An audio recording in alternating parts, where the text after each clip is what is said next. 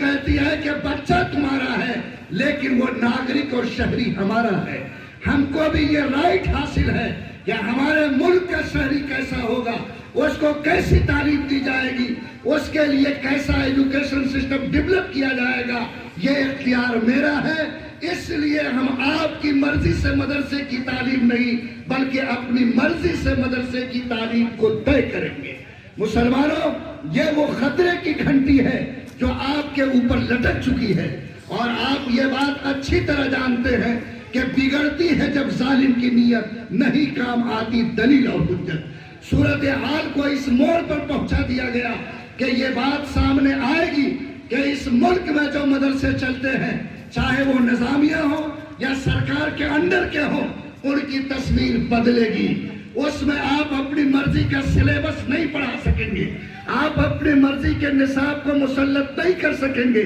ابھی 2020 کی جو تعلیمی پالیسی آئی ہے, جو سرکار کے یہاں پاس ہو چکی ہے, اس سلیبس کے اندر جو دشواریاں کھڑی کی گئی ہے وہ یہ کہ وہ جو اس ملک کے اندر ایک خاص قسم کی تہذیب, ایک خاص قسم کی سوچ جس کا نام ہندوتوا ہے, جس کے اوپر جعفرانی کلر چڑھا ہوا ہے, تمام تعلیمی سسٹم کو اس کے ساتھ جوڑ دیا گیا ہے. اور کوئی بھی تعلیم کہیں پر دی جائے گی اس پر وہ رنگ چڑھے گا, اور اس رنگ سے آپ اپنے تعلیمی ادارے کو الگ نہیں کر سکتے ہیں. آج جتنے سارے تعلیمی ادارے چل رہے ہیں, آج 2020 کی تعلیمی پالیسی کی بنیاد پر آج ہر ایک کو ایک سسٹم میں جوڑا جا رہا ہے. تعلیم کے لائن سے کوئی سسٹم الگ نہیں ہوگی, اور اگر آپ نے کچھ آگے بڑھنے کی کوشش کی تو آسان ڈلنے کی مکمل تیاری ہو چکی ہے. میں آپ سے گزارش کرتا ہوں, تم کو نہیں سننا تو چلے جاؤ. میرے بھائی, اگر مدرسے کو آپ کو اس ملک میں چلانا ہے, 4-5 باتیں ایسی ہیں جن کا آپ کو خیال. پہلے اس زمین کو بالکل صاف اور شفاف رکھیں. اگر آپ نے ذرا سی بھی مسجد کے زمین میں, مدرسے کے زمین میں جھول رکھی تو آنے والے وقت میں آپ کو مشکل سے دوچار ہونے سے کوئی روک نہیں سکے گا. نمبر 2, آپ جو بھی مدرسے کا نظام چلا رہے ہیں, چاہے سوسائٹی کے طور پر, چاہے اس کے اور بھی طریقے جو وقت میں رجسٹریشن کے ہیں, اگر آپ نے نہیں کرایا تو آنے والے دن میں وہ مدرسہ مشکل سے کسی قیمت پر نہیں بچ سکتا ہے. نمبر 3 گزارش یہ ہے کہ اگر آپ مدرسے میں ہاسٹل چلاتے ہیں تو یاد رکھیے, ہاسٹل چلانے کے لیے سرکار کے پاس نارمز بنا ہوا ہے کہ آپ کس قسم کے ہاسٹل چلا سکتے ہیں, آپ کو طلبہ کو کیا کیا سہولیات دینی ہوگی. آپ اس کا مطالعہ کیجئے, اپنے مدرسے کے ہاسٹل کو اس سرکاری ضابطے کے مطابق ڈھالیے, ورنہ یاد رکھیے ایک مرتبہ بھی ہاتھ رکھا جائے گا تو آپ مدرسے کے ہاسٹل کی بنیاد پر بھی قانون کے چکر میں کہ سلیبس کے اندر صرف عربی کتابیں نہ پڑھائیں بلکہ آپ مضبوط ماسٹر رکھیں. یاد رکھو, جو سرکار کی تعلیمی پالیسی بنی ہے, اگر کوئی شخص نظامیہ سے مولوی اور وہ لڑکا سرکار کے یہاں پڑھا لکھا نہیں مانا جائے گا, وہ لڑکا ساکشر نہیں مانا جائے گا, وہ کاغذ لے کر پاسپورٹ آفس میں جائے گا, اس کو ان پڑھ لکھا جائے گا, چاہے مفتی اور عالم کی ڈگری لے کر وہ اپنے مٹھی میں سمیٹے ہوا ہو. آج دارالعلوم دیوبند نے بھی یہ طے کیا ہے کہ ہمارے پڑھنے والے لڑکے 10ویں کا امتحان دیں گے. میں بھی مہاراشٹر میں تھا, مہاراشٹر کے تمام مدرسے والوں نے طے کیا کہ ہم حافظ قرآن بنائیں گے, عربی کی تعلیم دیں گے, اس کے ساتھ ہم اپنے بچوں کو 10ویں پاس کرائیں گے. اگر آپ نے اپنے بچے کو 10ویں پاس نہیں کرایا تو چاہے جتنی موٹی ڈگری اس کو دے دو, سرکار کے یہاں وہ بچہ پڑھا لکھا تسلیم نہیں کیا جائے گا, وہ ان پڑھ کی کیٹیگری میں آئے گا, وہ ساکشر مانا اور تسلیم نہیں کیا جا سکتا. اسی طریقے سے مدرسے والوں سے گزارش ہے کہ اگر اس ملک میں قانونی اعتبار سے آپ مدرسے کو مضبوط رکھنا چاہتے ہیں تو مدرسے کا حساب باقاعدہ سرکاری آڈٹ کے ذریعے سالانہ آپ آڈٹ کرائیے. اگر آپ کے حساب میں جھول ہوگا, اگر آپ نے سرکاری اعتبار سے آڈٹ نہیں کرائے سکتا, اگر آپ مدرسے کی بلڈنگ بناتے ہو اور شہری علاقے میں بناتے ہو, میونسپلٹی ایریا میں بناتے ہو, تو بلڈنگ کھڑی کرنے سے پہلے اس کا نقشہ پاس کرائیے، ورنہ قانون خطرناک بن گیا ہے کہ آپ نے اگر بغیر نقشہ پاس کرائے ہوئے بلڈنگ بنایا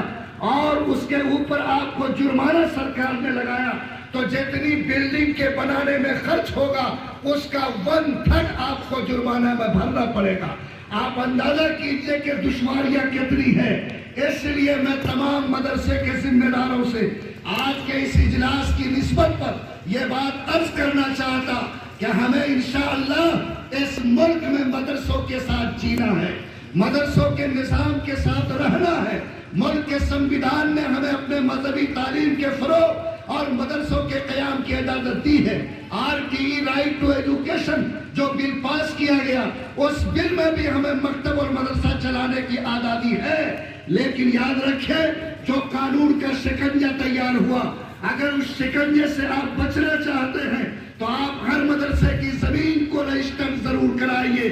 آپ مدرسے کے نظام کو رجسٹریشن کے سائے میں لائیے، آپ مدرسے کی بلڈنگ نقشہ پاس کرانے کے بعد بنائیے، آپ اپنے بچے کو وہ پڑھائیے کہ عربی تعلیم کے ساتھ وہ بچہ 10ویں پاس ہونے کے لائق بن جائے۔ آپ مدرسے کے حساب کو سالانہ سرکاری آڈیٹر کے ذریعے آڈٹ کرائیے، اور آپ اپنے مدرسے کے دارالاقامہ اور ہاسٹل کو سرکار کے نارمز کے سائے میں رکھیے تاکہ آنے والے دن میں کوئی بھی فتنہ پیدا کرنے والا آسانی سے آپ کے مدرسے میں فتنہ پیدا نہیں کر سکے۔ یہ میری گزارش ہے۔ مجھے امید ہے کہ انشاءاللہ جو لوگ مدرسوں کے ساتھ کھڑے ہیں، جو مدرسوں کے صدر اور سیکریٹری ہیں، انشاءاللہ ان باتوں پر وہ ضرور توجہ دیں گے۔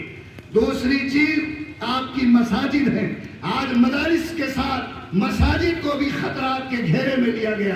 آپ کو معلوم ہے کہ اس ملک میں 1951 میں قانون بنا تھا کہ یہ بابری مسجد کے بعد جتنی ساری مسجدیں یہاں موجود ہیں اور جتنے ساری عبادت گاہیں ہیں وہ جس حال میں ہے اسی حال میں رکھا جائے گا، اس کو چھیڑا نہیں جائے گا، اس کی قانونی حیثیت کو کوئی آدمی ٹھوکر نہیں مارے گا۔ لیکن چند روز پہلے جو فیصلہ ہائی کورٹ نے دیا ہے وہ آپ سب کے آنکھوں کے سامنے ہے۔ یہ اس بات کا اشارہ ہے کہ یہ ہاتھ آگے کی طرف بڑھ رہے ہیں اور قانون کا سہارا لے کر ہمارے اس مسجد کے وجود کو بھی خطرات کے گھیرے میں ڈالا جا رہا ہے۔ اس لیے مسجد بنانے والوں سے، مسجد چلانے والوں سے، مسجد کے سیکریٹری اور متولی سے بھی میں یہ گزارش کرنا چاہتا ہوں کہ آپ کے گاؤں میں اگر مسجد بنی ہے تو آپ پہلی فرصت میں دیکھو کہ قانونی اعتبار سے وہ زمین مضبوط ہے یا نہیں ہے، ورنہ ابھی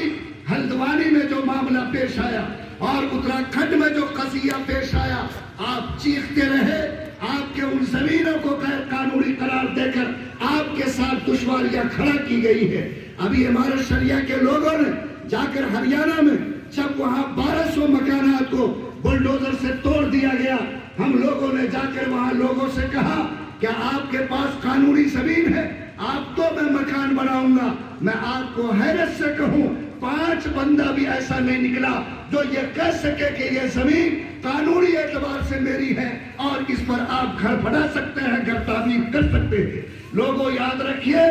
شوشے نکالے جا رہے ہیں، معمولی کمیوں کو دیکھ کر کے آج حالات کو بگاڑا جا رہا ہے۔ آپ کی ذمہ داری ہے کہ ہم اس ملک میں قانون کے سائے میں رہتے ہیں، قانون کے سائے میں ہمارا قدم اٹھے گا اور قانونی اعتبار سے ہم اپنے آپ کو مضبوط اور مستحکم رکھیں گے۔ اس لیے مسجد بنانے والوں یاد رکھو، آپ بھی طے کرو کہ مسجد کے زمین کو قانونی اعتبار سے محفوظ بناؤ گے۔